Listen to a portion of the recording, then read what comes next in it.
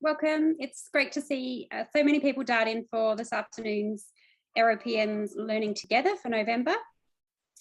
Great to see so many AeroPM people dialing in, but also great to see others within the defence community. So whether they're ADF, APS and defence industry joining us to hear from Brett Weinman. Brett been working on a number of cooperative programs and is here to talk to us today about cooperative programs. In particular, defence obviously relies on the well-established foreign military sales arrangements to acquire US capabilities.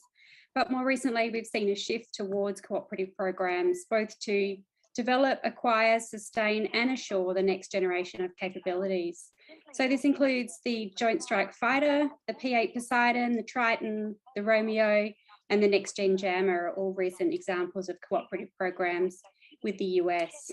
So, as I said before, Brett Weinman works with us at AeroPM. He's an engineer and project manager, and he's worked on a number of cooperative programs, and he's here to share with us today his experience working on cooperative programs. Thank you, Brett. Yeah, thanks, Emily, and thanks everyone for joining. Lots of familiar faces. I'm just going to share my screen and make sure that's going. So I'll just make sure that I've got the screen up. Just, anyone confirm that you got the slide pack going? Yep, sweet, no worries. So as we go through, I guess I'm open to getting questions along the way or type into the comments, and I'll see what I can address along the way, but we should also have some time at the end to go through any other questions. Everything here will be at unclass, so we'll need to keep to that level as we go through. So just the structure of the session. So this is a perspective on cooperative programs through my experience, having worked on a number of them. A key point here is to work through and explain the differences from the traditional FMS procurements. Even though they're both government-to-government arrangements, there are significant differences in the execution of the project. I'll focus in the air domain and NavAir, so that's with the US Navy cooperative programs. I've got their JSF is just different. The context there is there are a lot of similarities, but there are enough differences that it'll be too difficult to try and draw them out in the time we've got. So I'll focus on the US Navy cooperative programs. I'll go through the structure of them, the framework and the governance structure for them, and then going through the benefits of them for Australia and our partners, and also the challenges and opportunities, I guess, that I've seen, having gone through it at various stages of the CLC as well. So just a little bit about me, systems engineer by trade, spent a few years in defence industry here in Canberra, working on remote weapon systems and some, I guess, laser telescope and space applications. Then, I guess, fair few years in the public service, in all of it in CASG or DMO before that, on a number of air domain major projects. So my entire APS career was air domain. And then AeroPM this year. So at the moment, I'm the project manager for JSF future phases, but I'm working in the future air combat SPO, which also has Loyal Wingman, Advanced Growler and Sci-Fire down there, which I'll talk about a bit later. So just pointing out, everything there in red is a cooperative program out of those projects that I've worked on. Romeo is a half-half because it is FMS and cooperative for different elements of that program. So I'll also talk to that a bit later on.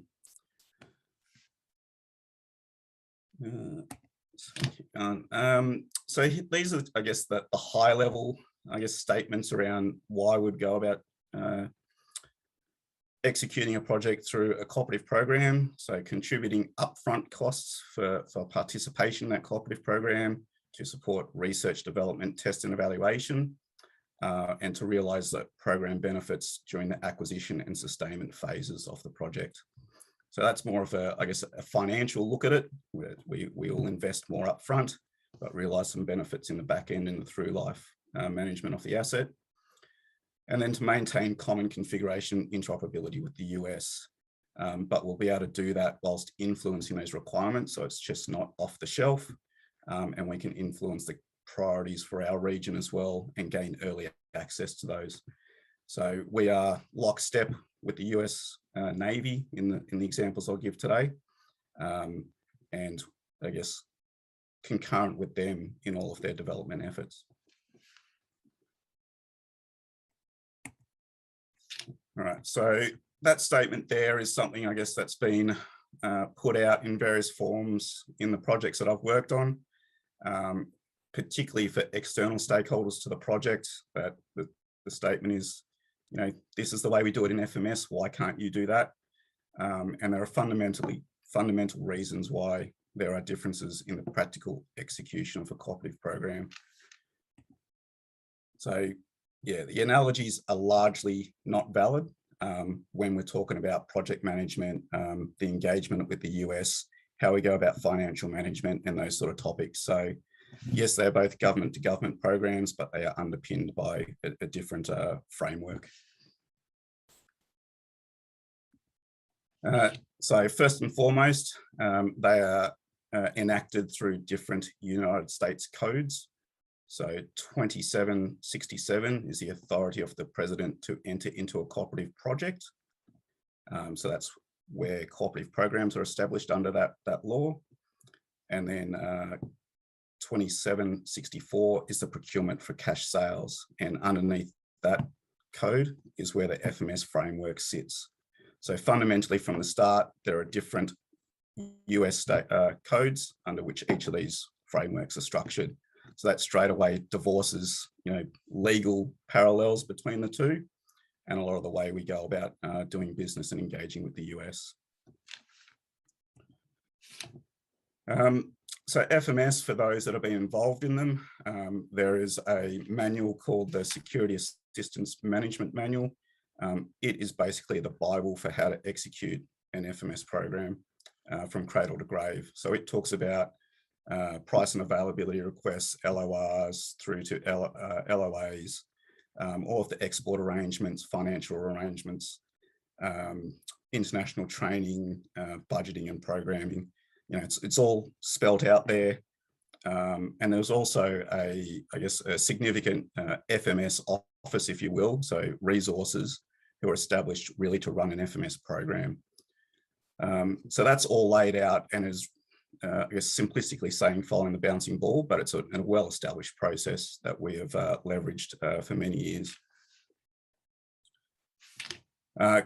Compared to CPs, they are, I guess there's more and more CPs being established now, but they are not widely used across the US, and they don't have the same policy framework underpinning it. That's both on the US side and the Australian side.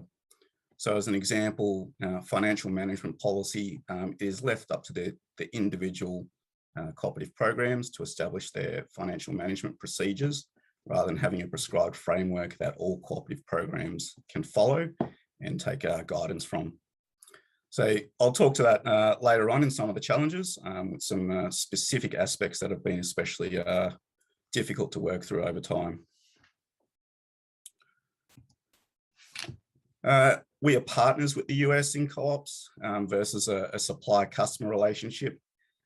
So that's really a key aspect and one of the key benefits. You know, we are influencing requirements and working hand in hand with the US as opposed to being the recipient of an end product. And, you know, more or less, we will receive what's delivered to us under FMS. So what goes with that is the need for strong, trusted relationships. And that is one of the biggest lessons from cooperative programs, is that the relationships and stakeholder engagement is so critical to the successful execution. And we'll go into that a bit more as we move through. It'll be a common thread throughout. And working directly with the US Domestic Program Office. So, you know, we are embedded within the PMA, so the Program Management and Activity. That's the equivalent of a project office in the CASG sense. So we are working directly with them rather than going through an FMS office who will then interface with the various US agencies.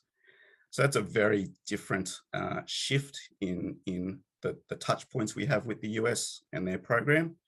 And again, that goes with the relationship aspect on Australia's joining a traditionally domestic program. How do we go about that, and the cultural changes and the challenges with that? So this is, I guess, trying to summarise the structure of a cooperative program. I'll spend a little bit of time on this, but I'll make it relatively quick. So at the top, we have the Memorandum of Understanding, or an MOU. So this is the overarching agreement that the participants sign up to for the cooperative program. It will define our financial and non-financial contributions, and will have provisions around financial management, contracting, industrial participation and the like. But as I said before, whilst the MOU has that framework, there's really no policy above it that describes how we execute that practically. Underneath a project, an MOU can be a project arrangement. So that's really established when there's a discrete developmental effort that the partners would sign up to. So examples for that for the MQ4 Triton is a sense and avoid project arrangement to develop that sense and avoid capability. And for the P8A, there's a capability assurance program, which is about future capability. So it's less precise, but it's still for development only. So at that tier 1 instrument level, the governance is through an executive steering committee. So that's at the one. I've got 1 and 2 star. It depends on who the US program lead is. Sometimes that might be a 2 star, but on our side, it's the branch head that will attend the ESC. So stakeholders there is the project executive officer. So that is effectively the equivalent of our branch head, so our DGs, and obviously our DG is the key stakeholder.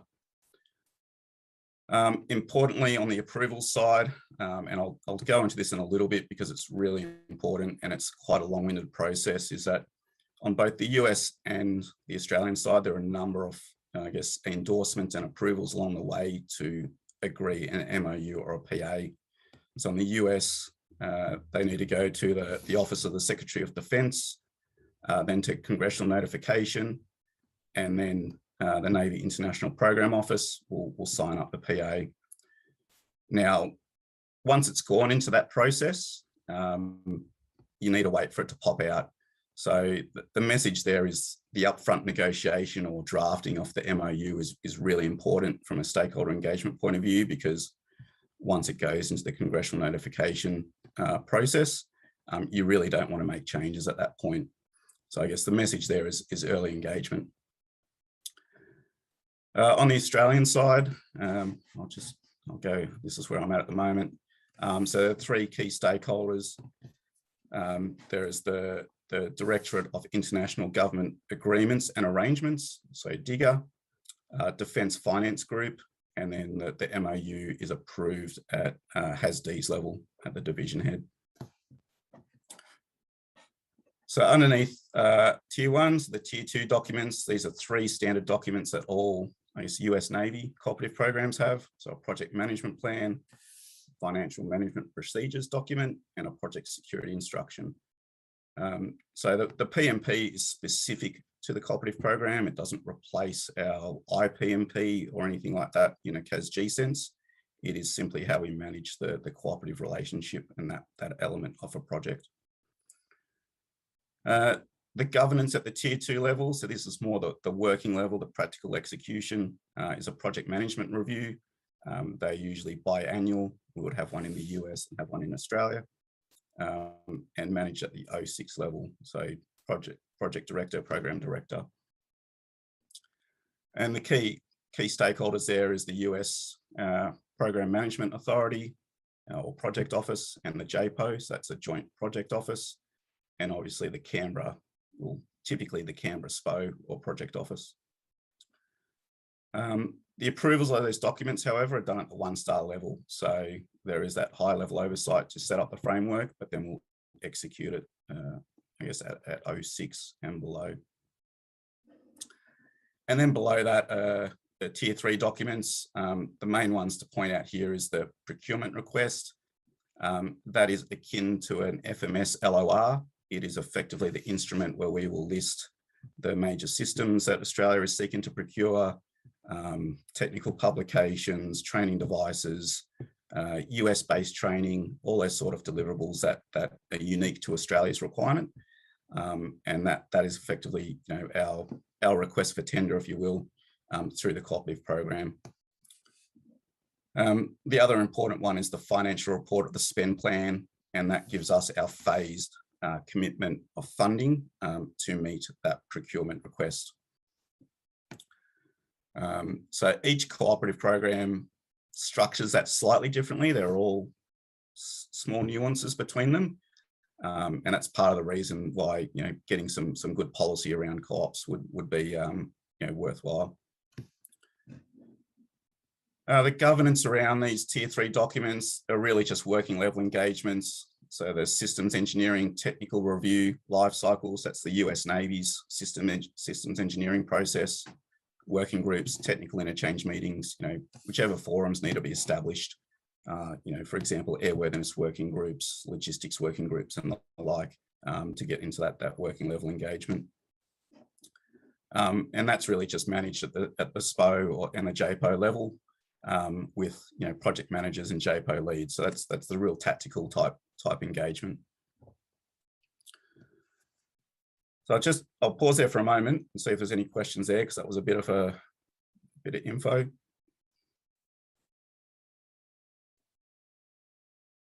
No, we'll keep going. Oh, Emily, do you have your hand up? I do, yeah, one sec. Yeah, thanks, Brett. I think that was good. I just, I noticed, like, obviously we've gone through a bit of the differences between the FMS and the cooperative program, and you've probably still got quite a bit to go through, but I was just curious to know, on an FMS or a couple of FMS programs that I've been on, it's very much a case of you get what you get. So even though you might have the opportunity to specify and say we want tech manuals or tech pubs, you don't, you know, the actual quality of them or the detail contained with them is very much, you know, what's given, what the US uses. And I was just curious to know whether under the cooperative program, if it was still the same, or if you actually had a little bit more ability to influence, you know, the detail or the content of things. Yeah, so the short answer is yes, and I'll go into that with some specific examples soon, but largely we start with the US baseline, and then it's about how we engage to influence and put our requirements into those to develop them over time. So, but yeah, I'll talk to that soon, because it's tech pubs, training, courseware, that sort of stuff. Great, thanks. So cooperative program personnel. So these are a non-financial contribution, they call it, to the cooperative program. So this is Australians embedded into the US program office. These positions are critical to achieving the objectives of the cooperative program and ensuring efficiency and the value for money. You know, their role is really important to breaking down any of the barriers, the bureaucracy, but also giving, I guess, an Australian flavour in their roles within the US program. So importantly, they're not a technical liaison officer. So in FMS programs, we have the technical liaison office, which is off base, and it is our US, you know, resident folk that will engage with the FMS office. Our cooperative program personnel are embedded and fill US billets within the US program. So they might be, you know, the mission system lead within the PMA to execute that program. So we get a lot more direct insight. We're working directly within the program, but the counter to that is they are not always Australian facing. So they're doing roles, their chain of command is the US Navy's chain of command, but they obviously gain insight and can influence and also provide advice back to the Australian project with that additional insight we have. So I've mentioned before, bridging cultural and bureaucratic barriers by being part of the US program. So being inside, again, is so critical to, you know, not having to go to an FMS office to communicate. We're in there and able to you know, describe the Australian context, Australian CRE, configuration role environment differences, why we have particular quality expectations or you know, those sort of specific requirements can be discussed directly with those that are executing the program. This is probably a bit of a lesson learned already, but influencing the CPP position. So in negotiating the MOU, the CPPs, their duty statements are typically an annex to the MOU. So, selecting the right members from Australia to go over that can add the most value to the program, but also working with the US to, I guess, influence where those people sit so we can maximise the benefit for both the Australian program and the cooperative program overall. And mentioned before, and it'll be a thread throughout, strong collaborative and trusted relationships. So if you take the view that, for both, I'll say P8, we bought the 46th, I think it was P8. So we were joining a well-established US program, and Australia comes along, and we need to build the trust and the relationships to join that program and get the benefits that we want. So, the US domestic program has been working purely with a US customer focus in mind. And, it's a bit of a journey, and it takes time to build that trusted relationships, through a cooperative program. So minority partner.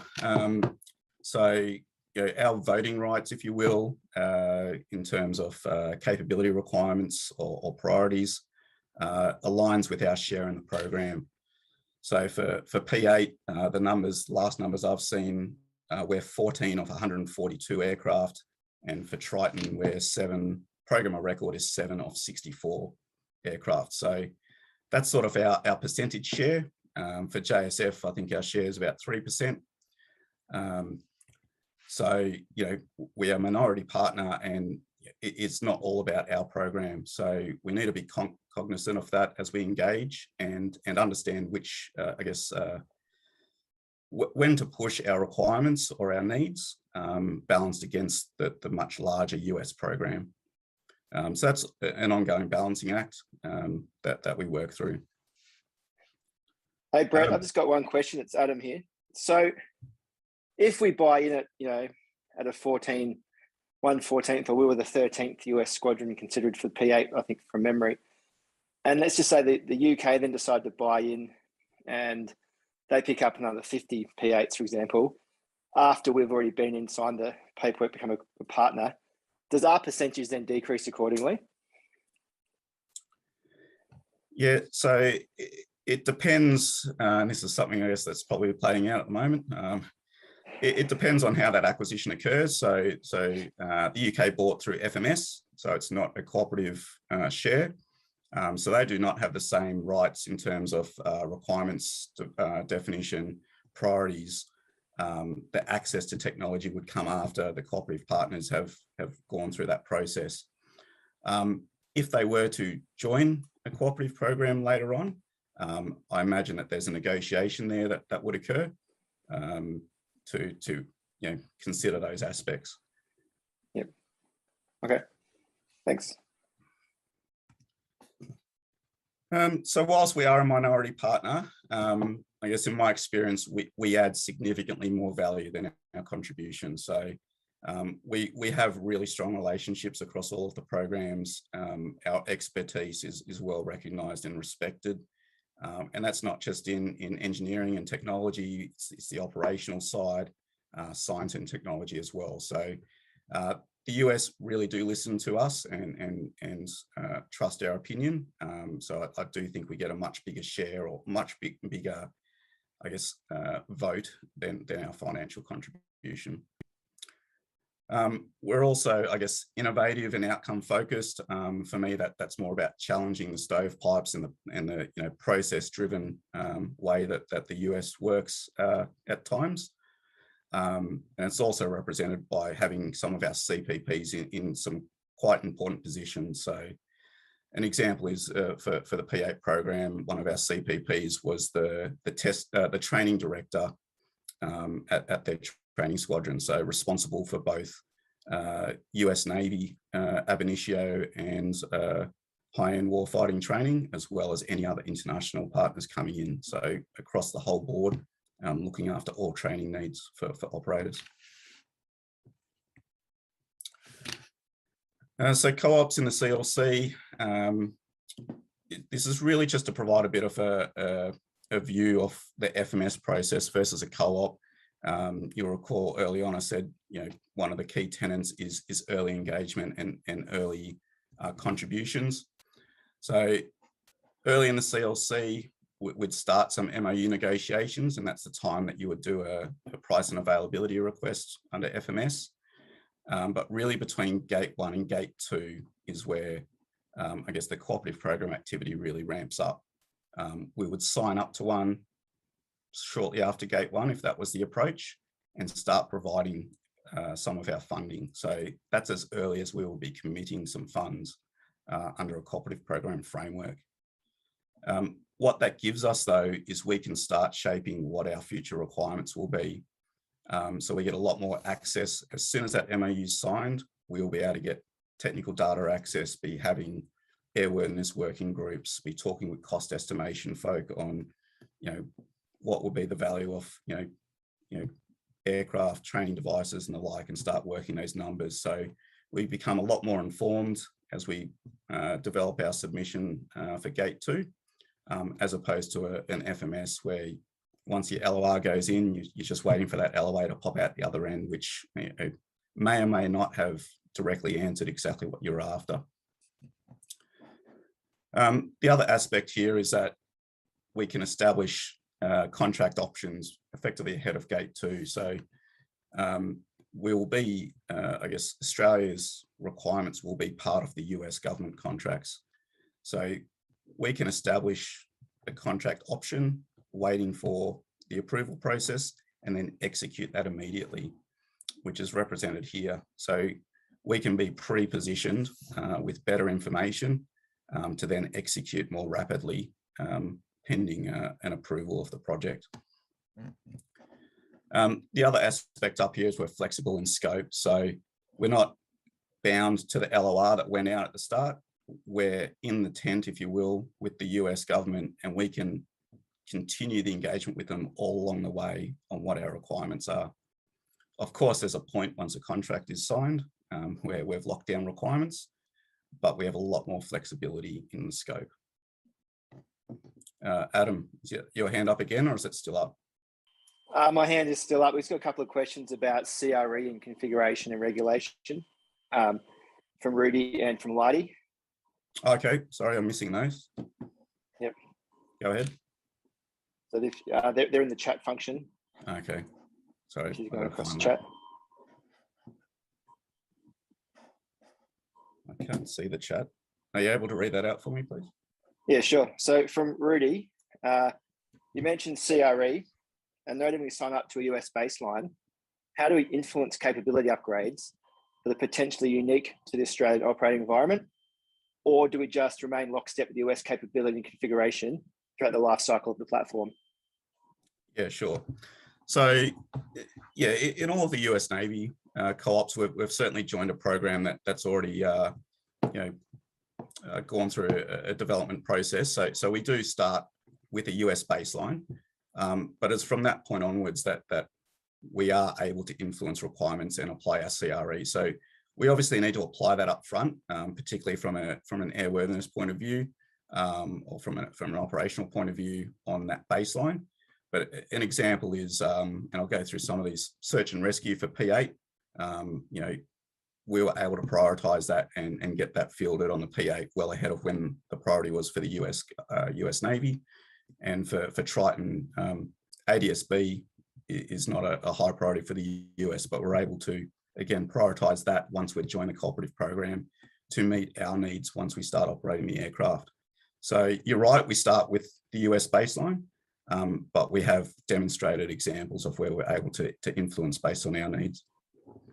So I think just to close that one out, Rudy, is that it depends on the significance of the modification as well that you're looking at, I suppose.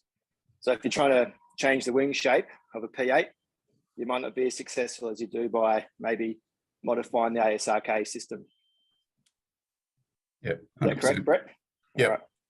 Thanks for that, gents. Appreciate it. Second question is from Lighty. So interested to hear how the co-op handles the difference or the differing regulatory environments around training So ops and more specifically maintenance training. Yeah, sure. So I guess I was the training system manager for P8, so I'm pretty familiar with this. From an ops point of view, we had embedded personnel to understand the US system of training, and we were comfortable to recognise that, obviously with some tailoring as we brought it to Australia. But we largely did a cross-reference of the US system of training against our requirements, and we take their courseware and their syllabus directly with some tailoring. So again, we try to leverage that as much as possible. From a maintenance point of view, again, the tasks are one and the same, but the way we have our trade structure is different. So we again took the same core content, but we're able to realign that with the 3 trades for Australia. And again, we use the same courseware and same system that comes out. It just fits. We align it with the US with the Australian framework. So that's my experience on P8 only. I guess Triton's still to come. So that's probably the only experience I can talk from. Thanks for that, Brett. Yeah, certainly we found some challenges in the past where you've got an Air Force 147 within an Air Force training group, and they certainly have a way in which training is developed, and then also with your Part 66 is so always a challenge trying to put a square peg in a round hole. Yeah, I acknowledge. All right, I'm going to have to step on it a little bit, just looking at the time. So I'll go through this pretty quickly. These are the 4 co-ops, I guess, that I've had most exposure to. The main points I want to indicate here is the scope of the cooperative program. So for P8, production, sustainment, and follow-on development. So we bought aircraft first, we're sustaining it, and now we're getting into capability assurance. For Triton, it's development, production, sustainment. So the US have only fielded, I think, 3 Tritons now for early operational capability, and it's not even the configuration that Australia is procuring. So we are very much at the developmental end of that program and contributing to what that multi-intelligence configuration will be. Romeo is follow-on development only, so it is FMS, acquisition and sustainment, and the cooperative program is purely for the capability assurance program, the upgrades through life. And next gen again is similar to P8. So there are different permutations of co-ops. The other difference being who the partners are. So Romeo includes the Netherlands at the MOU level, but only Australia and the US at the project arrangement level. So again, there are a few nuances that create different challenges and different aspects you need to consider. So they're not all one and the same. And pointing out here, P8 at the moment has a draft MOU to Adam's point before. That's intended to bring in the UK, New Zealand and Norway into a multilateral MOU. Just some other ones which I won't talk to too much. There is a Maritime Patrol and Response Family Systems MOU. The biggest benefit of this is that across these 3 platforms that we also operate, there is, I guess, a synergy of sharing in terms of future capability, and that's what that MOU provides. Sci-Fi is pretty interesting. So that's Southern Cross Integrated Flight Research Experiment. So yeah, in summary, hypersonics, or part of the hypersonic program. So that I don't know too much about that program, but that is an MOU with the US Air Force and US Air Force Research Labs. And then JSF, of course, which is a multi-lat with 8 partner nations. All right, so benefits of co-ops. So early access to technical data, leading edge technologies, tactics, techniques, and procedures. So, you know, for P8, we got the P8A, so the US variant and configuration relative to the only other operator at the time, which is India, who had the P8 international version, so P8I. Similar with the MQ-4C Triton, we're also procuring the same configuration as the US government, the multi-int configuration.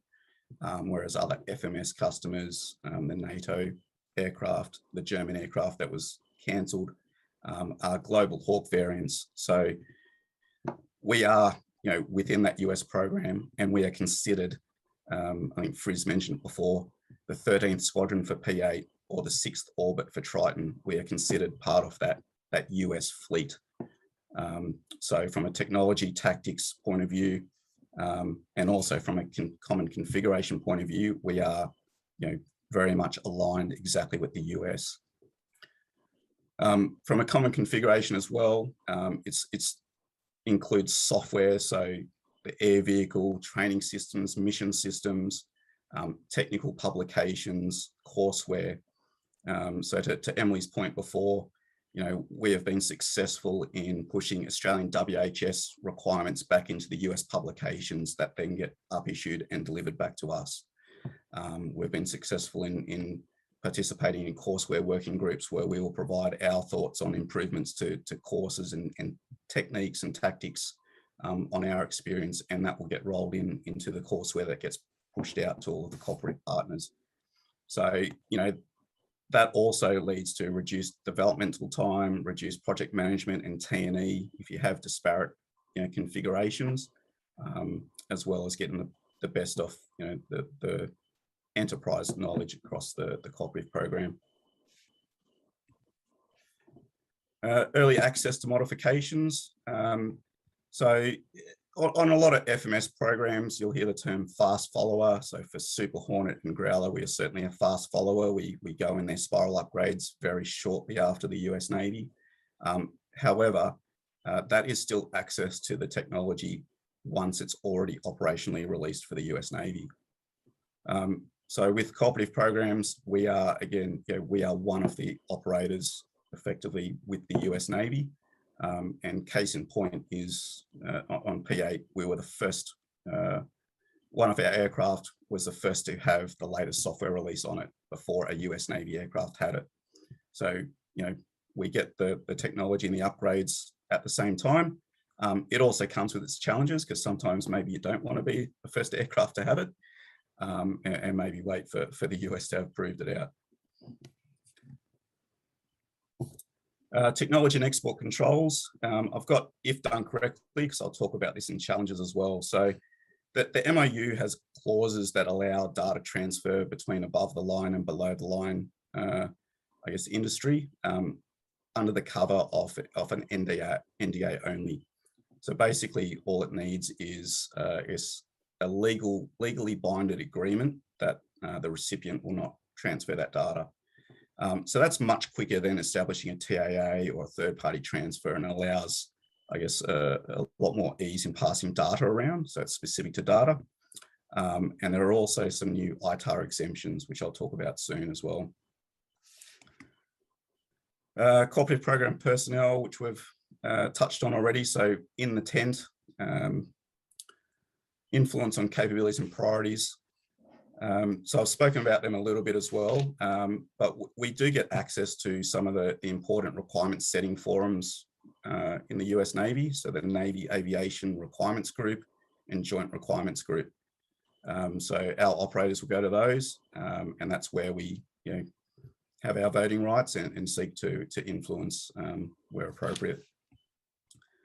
So just some quick examples. Search and rescue I mentioned before. So it was a low priority for the US, but we came along and not only were able to prioritize it, provided our expertise, our tactics, our T&E expertise particularly, to realize that capability.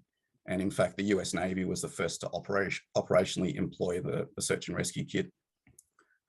Air-to-air refueling, again, we sent a KC-30 over.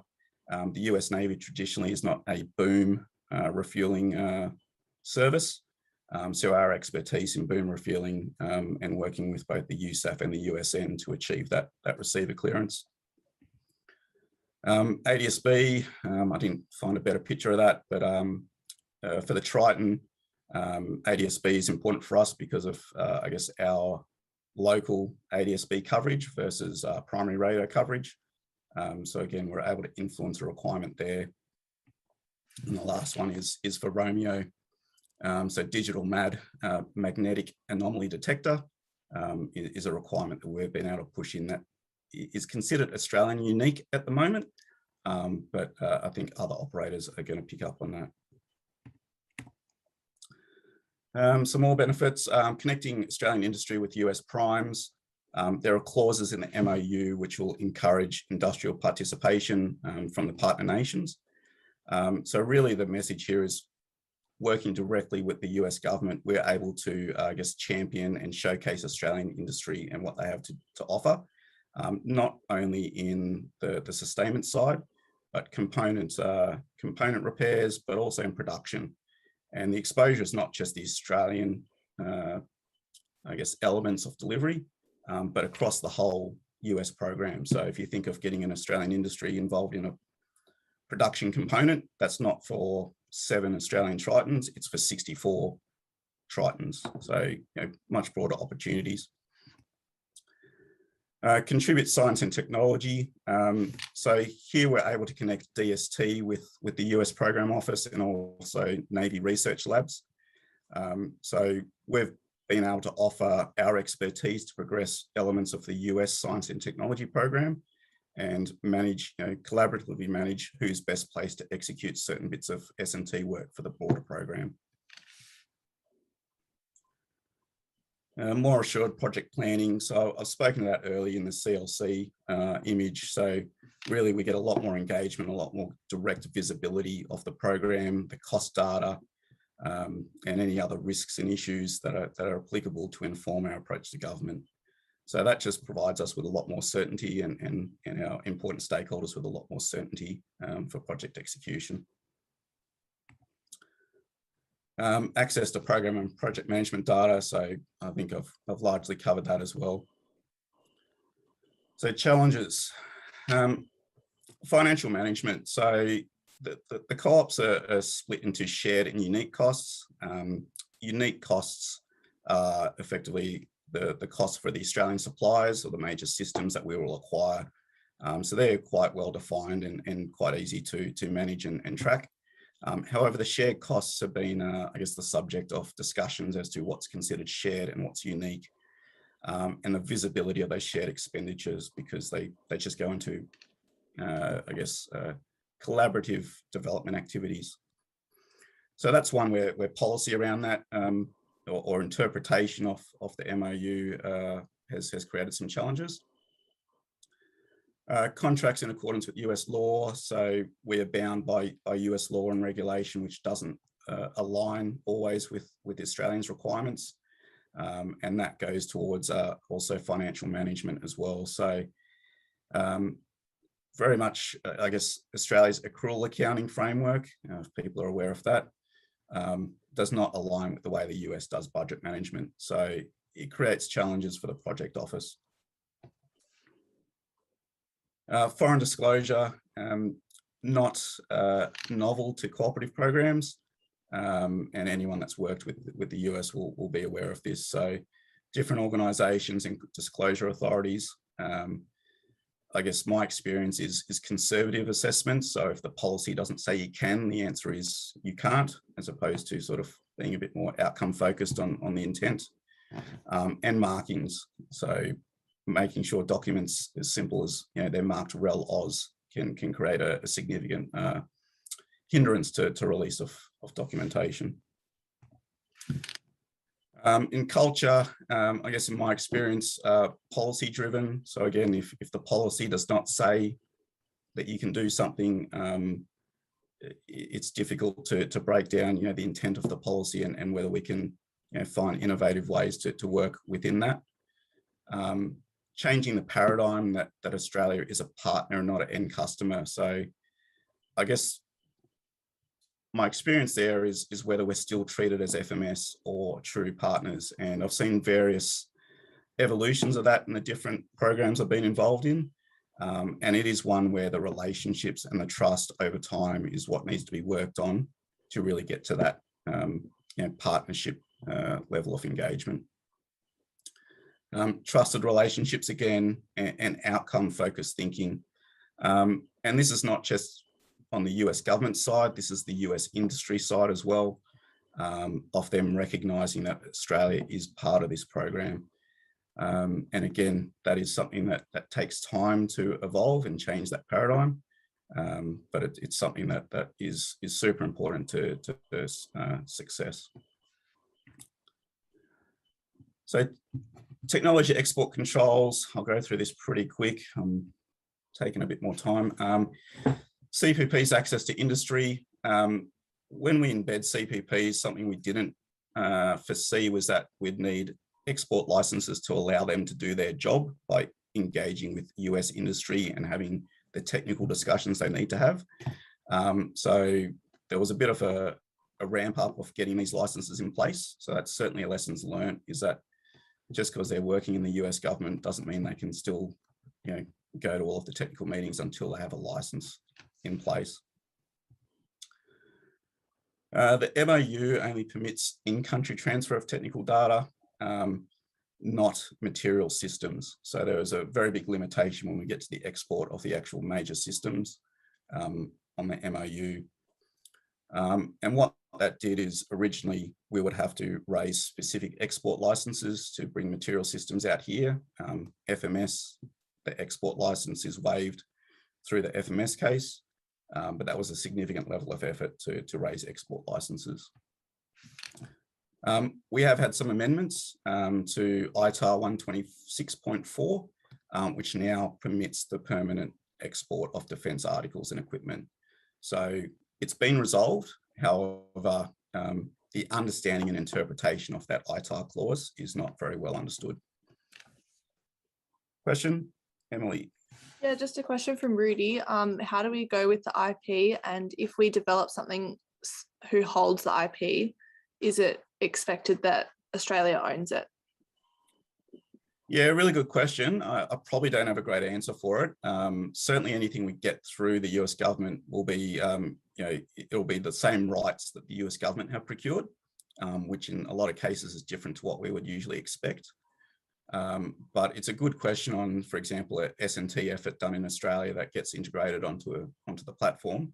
I'll probably have to have a look at that. I don't want to guess on how that will play out. Yeah, thanks, Brett. My question was around, you hit the nail on the head around F-35 in particular. So, we have a lot of industry partners that are building components of F-35. Do we hold the IP, or the industry hold the IP, or does it have to be the US? Do the US retain it because it's their program? Thanks. Yeah, no worries. And then Brett, the other question that came through was from a sustainment perspective, if the US in the base pipeline are holding 10 engines and the US need 10 engines and we're the 11th customer, is there a priority system for getting another engine, as an example, for parts? Or do we have to wait in line until the US is finished with their stockpile? Yeah, so there is a framework of, I guess, what we call retail and wholesale spares. Engines is probably a bit of a unique point given their value. But I guess we are a user in the US supply chain. So if we need a part and it is available in Japan, we can request that part. So yes, there are priority systems within the US framework, and we've had to work through that to make sure Australia has the right indicator in the US supply chain system. But largely, we should have the right priority across the cooperative partners. The engine is a bit different. I think my understanding is we've procured our own for P8 as the main example. But for the other spares, we pay for effectively access to parts. So a little bit like our extant AOG policy, where the most important aircraft that's down will potentially get that aircraft, that part. Yep. Okay, sweet. Thanks. All right. I'll skip through this stuff, just noting time. So the US enterprise. So I guess another aspect that perhaps was underestimated is how broad the US enterprise is and how many external agencies need to be engaged and I guess influence in terms of supporting the cooperative program. So just going down through here, this is a P8 example, but this is NAVAIR, the P8 program office, and other PMAs. this is not exhaustive, but all those need to be engaged. So there's training systems, comms, nav, surveillance. And then there's US organizations who enable many users. So Navy supplies, SPARWAR, which is mission planning systems. So, you know, from the JPO, we need to build relationships across all of these entities to execute the cooperative program. So it's been quite a challenge. Each of these agencies generate information who have to put their own markings, make their own disclosure assessments on before data can come to us. So you can imagine how complicated that can become at times. And those last ones there is the operational side. So test squadron and training squadron. So that's just a snapshot. You know, that's not everything. So what we've found is you know, the understanding of the cooperative program framework diminishes as soon as you leave the JPO, the Joint Program Office. So it's a constant effort to communicate and influence and ensure people understand the intent of the co-op. It's not FMS, that Australia is part of this partnership. And it really requires strong leadership from the top, from the PEO, from the director on the Australian side, and also placement of CPPs. So again, P8's the example here. All those red boxes now is where we had CPPs placed across the enterprise. So they weren't all confined to the JPO.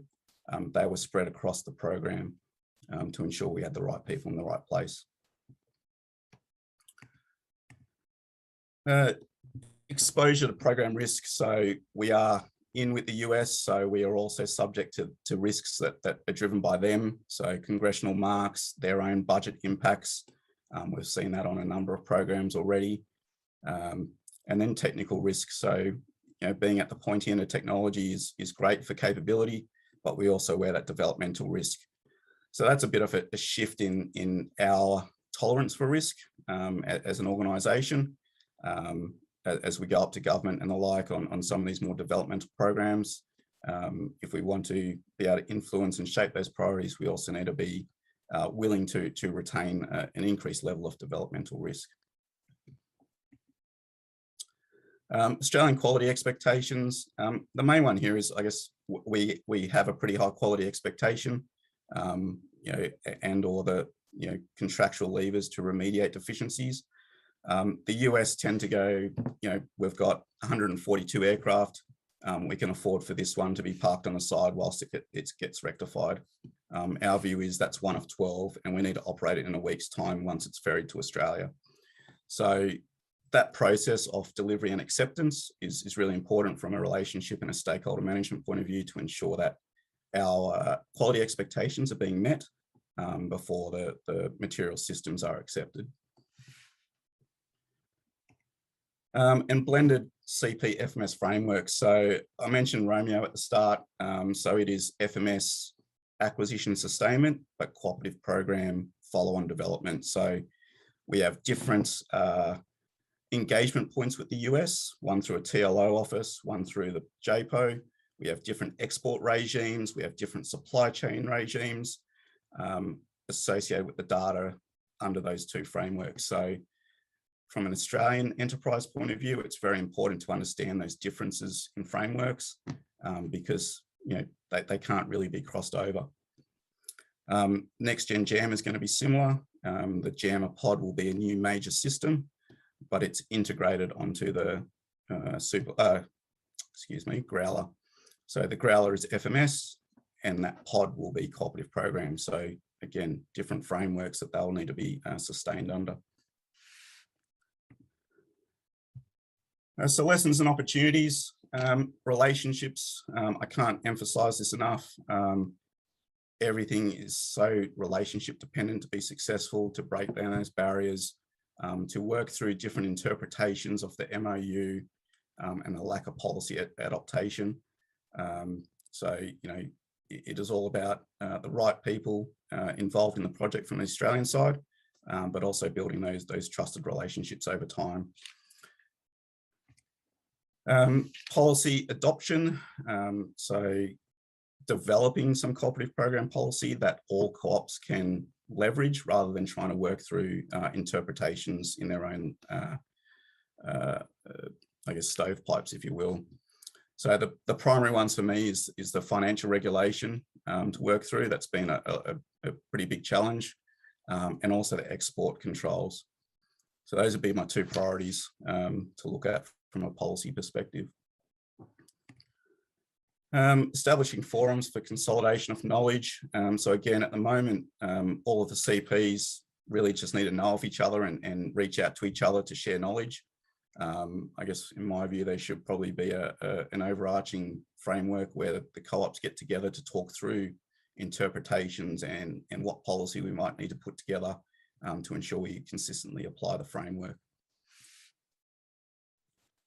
Identifying measurable benefits to justify the investment. So there's a perception, or it's not a perception, it's real, that there's a bigger upfront investment for a cooperative program, which sometimes is a hard sell.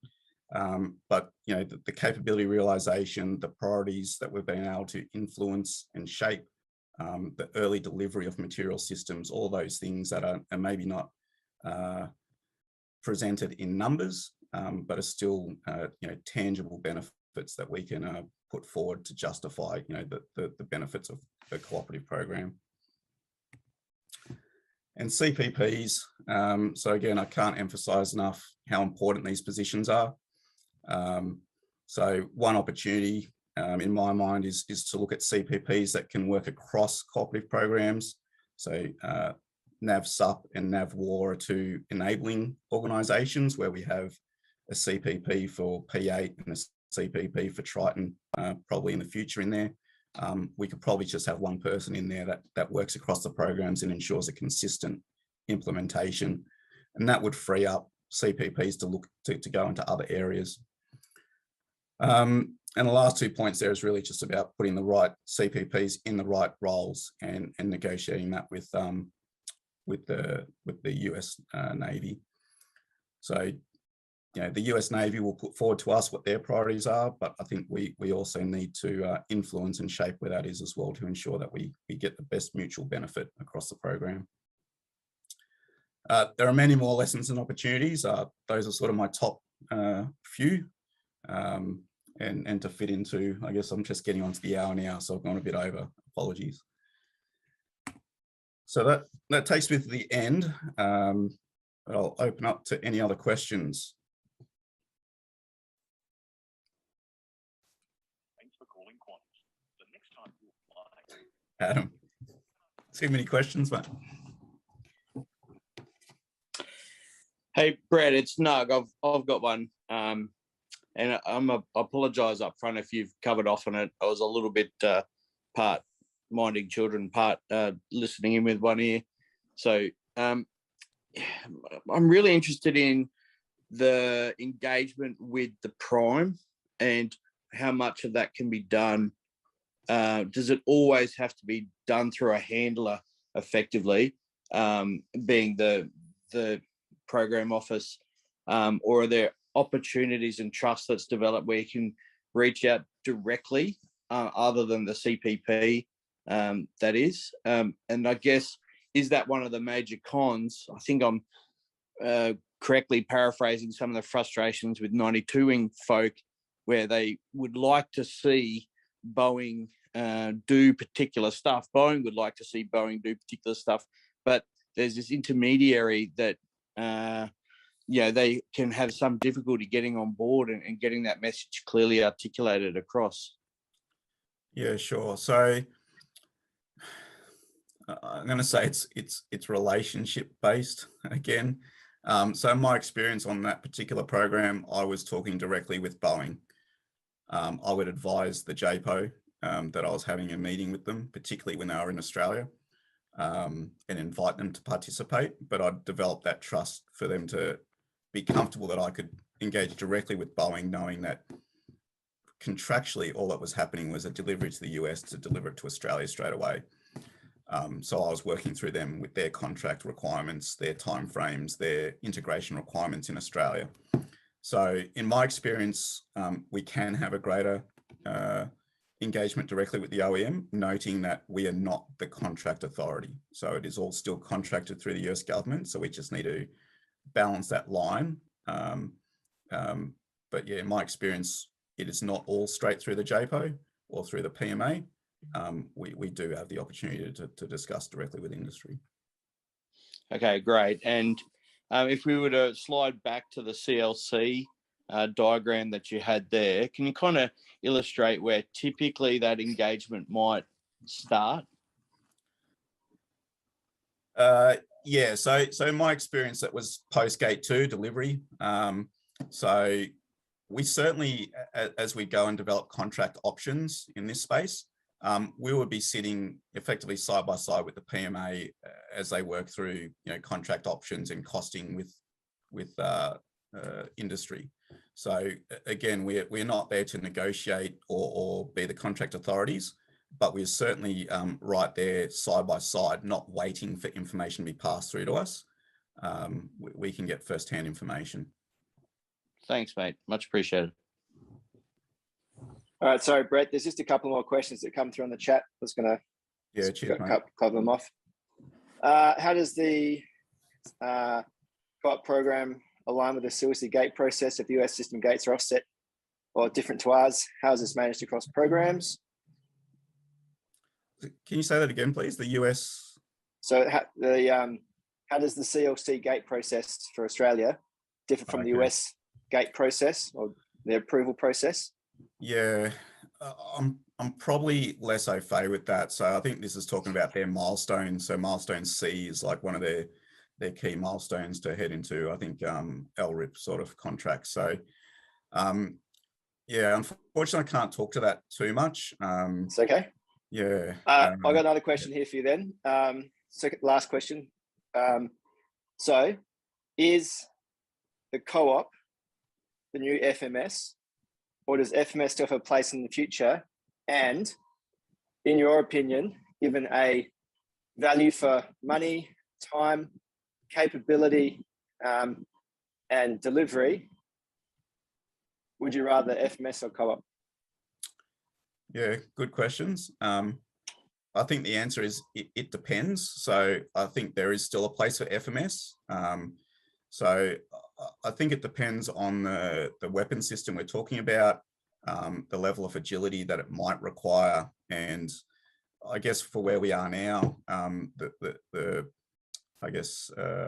volatility of the strategic environment and how often or how much we need to push our requirements into a program. So absolutely, there's a place for FMS, and we'll always do FMS even for, ComSec equipment and the like, maybe not weapon systems. But I think the benefit we get is the flexibility and agility to shape priorities and get them delivered quickly through co-ops. In terms of value for money, the upfront investment is significant. So there are certainly questions that get asked on explaining what the cooperative program let's say membership fee is, but that's part of our requirement set. So from the only program that's sort of gone end to end so far is probably P8, acquisition, sustainment, and now development, and we certainly realize significant savings through both acquisition and sustainment. As a through life cost, I guess I haven't seen a full life cycle as yet. I would say it's justified given how we've been able to shape the requirements for that platform and how closely we are aligned with the US, I guess, interoperability and influencing the way that we go about business. All right, did I touch all of them? You did, thanks, Brett. And a comment here was a good engineer's answer, it depends. So look, Brett, I wanted to say thank you very much. That was great. I think you really gave us a lot of information in that 1 hour on cooperative programs, and I guess their main differences from FMS, and also what the characteristics are of the cooperative program and how to get the best out of it. So thank you very much for sharing your insights with all of us here tonight. And thank you to everyone who dialed in as well to tap into Brett's brain and some good info on cooperative programs. Our next Learning Together program is December 6th, so coming up to Christmas, everyone.